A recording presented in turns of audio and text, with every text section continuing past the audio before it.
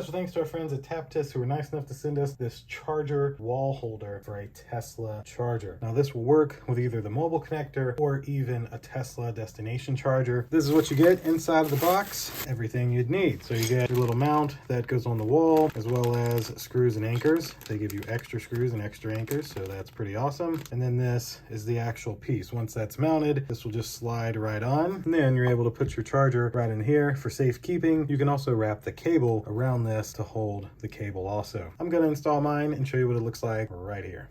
Now, due to the design of our house with this plastic all around it, we had to kind of improvise, but was able to still make it fit. So whenever I'm done charging our Tesla Model 3, I can take the cable, bring it over here, and neatly plug it right in. And now the cable stays there, and then whenever I need it, you're able to just kind of pull up and slide out. Thanks to TAPTES, who was nice enough to send us this Tesla charger holder. We'll see you in the next one. Deuces.